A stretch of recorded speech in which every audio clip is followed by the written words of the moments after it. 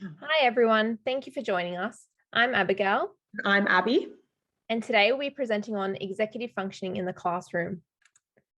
In this presentation, we will talk about what executive functioning is, how it affects learning, what deficits in executive functioning can look like, and ways we can support it in the classroom. What is executive functioning? The term executive refers to directing, decision-making, and organizing plans, just like the executive of a company.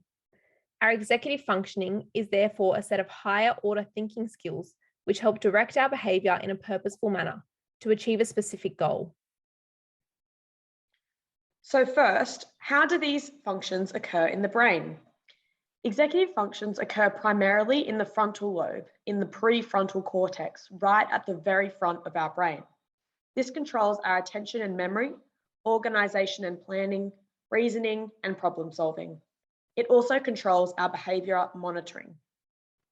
There are other neural connections to the regions of the brain, including to the parietal and temporal lobes, which control our senses and detect stimuli from our surroundings. This is important to filter information and direct our attention where necessary while blocking out unwanted information. There are also connections to the limbic system. This is involved in our emotions, motivation, and reward, which is important for driving decisions based on incentive, reinforcement, and reward. And finally, there are connections to Broca's and Wernicke's areas. These areas are involved in producing and understanding language, which is important for learning in a language-dense classroom. Our brains develop and mature with age, alongside our life experiences and learning. Hence, our executive functioning skills will develop progressively throughout childhood and adolescence. If we look at executive function development alongside schooling years, our basic executive functions, like inhibiting impulses, begin during preschool and kindergarten. Moving into year 1 and through to year 5, students' working memory, attention, and cognitive flexibility increases. This period of time is essential to fostering executive function development. Later on in our presentation, we will discuss how to foster and support the development of these skills in the classroom. Then, in year 6, students begin to develop goal-setting skills. Interestingly, from about kindergarten to year 5, boys have a higher level of attentional capacity and working memory than girls. However, from years 5 to 6 and onwards, girls' attentional capacity and working memory surpass the boys. There are many different types of executive functions involving highly interrelated skills. To understand the role of these executive functions in classroom learning, let's consider 3 main areas: working memory, cognitive flexibility, and inhibitory control. Our working memory is our ability to hold and manipulate information over a short period of time. For example, in a reading comprehension task, a student's working memory holds onto information that has been read and applies it to answer questions later on. Our working memory is also important for retrieving stored knowledge from our long-term memory.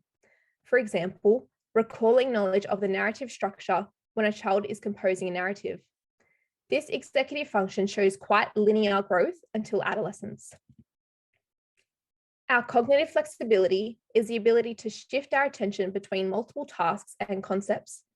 It's our ability to consider a concept in more than one way or update a learned response using new information. This is evident when students complete a maths problem. Their cognitive flexibility will help them answer a question in more than one way. Or when reading a novel, being able to consider plot events from the perspective of different characters. This skill develops from around age 4 through to adolescence. Finally, our inhibitory control is our ability to resist or stop unwanted responses and ignore distractions. This is important to prioritize our intended task. Do you have a large window in your classroom? If a student sees their friend walk past the classroom, their inhibitory control is what stops them from calling out. It stops their inhibitions. But this skill grows rapidly during the preschool years, but growth slows as children age. These 3 core executive functions draw upon several other interrelated skills. These include generativity, with the root word of this being generate. This skill refers to our ability to create or generate new responses, ideas, or strategies for for new problems or for a situation that we've never been in. Abstract reasoning is our ability to understand or think conceptually. This is particularly evident in inferencing or reading between the lines. For example, reading comprehension questions which ask why or require predicting. Planning and organisation, which is our ability to formulate a plan or steps needed to achieve a goal. For example, planning and organising the arguments of a persuasive text. Self-monitoring is our ability to monitor our own behaviours. For example, maintaining our own on-task behaviour to complete work. This correlates with problem solving, which is our ability to detect any errors during our work and plan logical steps to resolve that issue or error. This may be as simple as a student correcting their own spelling or punctuation whilst writing. And finally, decision making is our ability to consider different options and choose the most suitable option based on their outcomes. Think of everyday learning situations in your own classroom. Learning involves the juggling of multiple tasks at once. When students are learning a new concept, they must maintain their attention to listen and attend to your teaching, apply your instruction without having prior knowledge or experience with that concept, be able to detect errors in their attempts and generate ideas for problem solving, all whilst ignoring distractions within and outside the classroom. You can already see how this will affect our ability for learning. Executive function also plays a huge role in our ability to manage emotions and mood. This is extremely relevant for students in the classroom, particularly those who face difficulties with self-regulation or have experienced stress or trauma. Their cognitive energy is being exhausted, trying to manage emotions in a hypo or hyperarousal state rather than engaged in learning. Whilst having high levels of executive function doesn't necessarily make children more intelligent, we do know that it increases their capacity to engage in learning. Moving on to difficulties with executive functioning. Our executive functions typically develop as we age and are exposed to new experiences. However, some students may face difficulties with these executive functions and may experience ongoing academic, social, and emotional difficulties as classroom tasks become more cognitively demanding.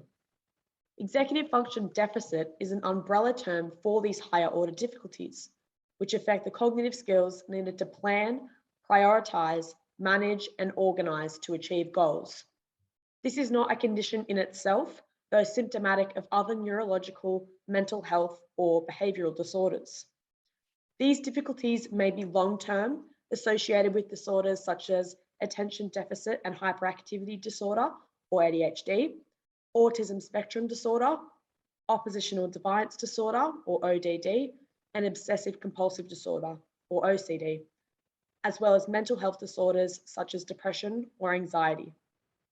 Those students may also be impacted in the short term due to factors like fatigue, stress, pain, and boredom between day to day. Let's look at some examples. In children with ADHD, we see reduced activation in the prefrontal cortex and reward systems in the brain, the regions we highlighted as important for executive functioning. This results in difficulties with working memory and inhibitory control, presenting as persistent inattention and/or hyperactivity and impulsivity. These students have trouble selectively filtering different streams of information to concentrate on tasks, avoid distractions, and sit still. We also know that stress, be it acute and situational or chronic and ongoing, can impact executive functioning. In particular, adverse and highly stressful and traumatic experiences can impair executive function development. If children don't get what they need from their relationships with adults and the conditions in their environments, or worse, if those influences are sources of toxic stress, their skill development can be seriously delayed or impaired. You can see that there are a range of factors which contribute to executive functioning difficulties. It's incredibly important to identify these difficulties as early as possible to implement support strategies and prevent long-term consequences. But how do we spot these in the classroom? Difficulties with working memory may present as trouble following multi-step instructions, sounding out words during reading, spelling, or answering comprehension questions. A student with difficulties in working memory may underperform in maths as they struggle to hold numbers in their mind, recall stored knowledge of multiplication rules in their long-term memory, and integrate this knowledge to generate a solution. Difficulties with cognitive flexibility may be identified by trouble shifting attention between tasks, problem solving, and strategic rule use. Red flags of cognitive flexibility difficulties may include difficulties applying old strategies to a new task or trouble switching between classroom activities. These students show rigid thinking. They might get caught up with one task and resist or react negatively when moving on to a new task or new topic. Difficulties with inhibitory control may present as impulsivity or disruptive behaviours. Students may blurt out answers without raising their hand or distract others during class. Take a moment to think about students in your own class who show these difficulties. Students may be constantly reminded of what to do next, show difficulty with time management and transitioning between tasks, have trouble remembering how to do tasks correctly. There may seem to be a gap between what it seems a student should be able to do versus what they are actually able to do. Students who experience ongoing difficulties in the classroom may develop avoidance behaviours. They may dislike certain tasks or subjects, appear to be not applying themselves, avoid participation in challenging activities, not remember to complete or want to hand in their homework, or become easily overwhelmed and unable to process their emotions when faced with difficult tasks. Ongoing difficulties throughout the schooling years will limit classroom engagement and learning potential. This may result in long-term academic, behavioural, emotional, and/or social consequences. A student with executive function difficulties may underperform or struggle to achieve academically. This may then result in behaviours that are unhelpful to their learning, such as avoiding challenging tasks. These unhelpful behaviours can be addressed through what is known as the ABC model, which we will address in one of our later presentations. Though persistent behaviours may result in reduced confidence and poor self-esteem and flow on to negative reactions or exclusion from their peers. It's therefore important to step in early to implement strategies that better support students' executive functions in the classroom. These may include classroom accommodations, direct skill training, and fostering emotional regulation. Classroom accommodations are strategies which change how a student accesses and learns target material. This involves practical changes to the learning environment or teaching instruction. For example, to support students with difficulties transitioning between tasks, implement a visual aid with a clear lesson schedule. When there are timetable changes, let the students know in advance, both verbally and by updating the visual timetable. Update the schedule regularly by crossing off or removing tasks as they are completed to help students keep track of where they are up to in the day or lesson. To support organisation and time management, break projects or tasks into smaller parts with concrete deadlines. Give explicit expectations how much time is allocated to each task and contingencies for what the student should do if they complete the task earlier or later. For students who show difficulty listening to or remembering instructions, make sure your instructions are simple, concrete, and step by step. Give your instructions both verbally and in writing. Ask the students to repeat the instructions or steps back to you and frequently check in with their progress. When introducing a new learning concept, provide your students with a brief outline of the content. Connect these concepts to their prior knowledge and learning to establish links with what they already know. To support self-monitoring, implement a stop and look strategy. This is an intentional pause in teaching or an activity, encouraging students to self-reflect and assess what they've done, their progress, how they're feeling, if they need to recenter or redirect themselves, and if they need any help. And finally, to support students who show difficulties avoiding distractions or inhibiting their behaviours, use visual aids to display clear classroom rules or expectations, for example, raising their hand. Considering classroom ergonomics include strategic seating plans, such as facing away from the window, can help to reduce distractors which trigger these behaviours, or again, the stop, think, do strategy will encourage students to pause and reflect before a behaviour. Another approach may include direct skill training for specific executive function skills. This involves explicit and repeated skill practice to help strengthen the student's neural circuits. For example, memory-based activities can help to train working memory and attention control. This may include card matching games such as memory or instructional games such as Simon Says, challenging students to remember, sequence, and implement instructions such as sit down, put your hands on your head, then blink 3 times. To support organisation and self-monitoring, encourage students to create checklists.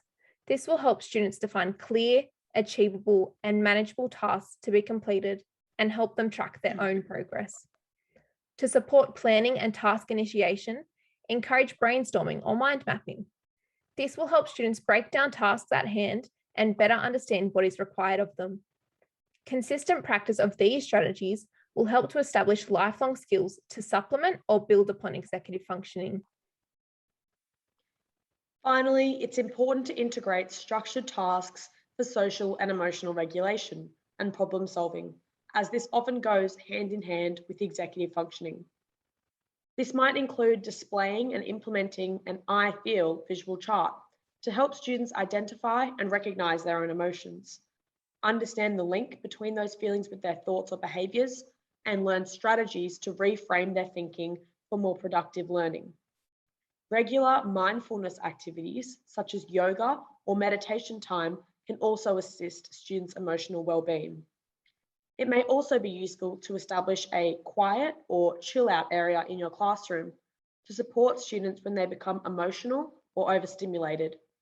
To make sure this area isn't viewed as a punishment, you might include pillows or beanbags, dim lighting or soothing music, and simple mindfulness activities. In summary, executive functioning is a set of higher order thinking skills which help direct our behaviour in a purposeful manner to achieve a specific goal. These skills develop and mature as we age. 3 main executive functions for learning are working memory, cognitive flexibility, and inhibitory control. These coordinate several other high-order thinking skills, such as problem solving and planning. Stronger executive function skills will increase a student's capacity to engage in learning, though some students are at risk of greater executive function difficulties, including students with ADHD, anxiety, stress, or trauma, which may have long-lasting academic and social impacts. There are several red flags we can look for, which indicate difficulties of executive function. This may include repeated behaviours or difficulties following multi-step instructions, switching between activities, or calling out in class. And finally, it's important that we step in to support these difficulties as early as possible. Strategies may include environmental modifications, targeted skill training, and emotional regulation. That concludes our presentation on executive functioning. We thank you for your time and your interest and hope you are able to take some valuable information with you and into the classroom. We are open to provide any additional information or support. If you do have any questions, please feel free to contact our supervisor, Julia Hind.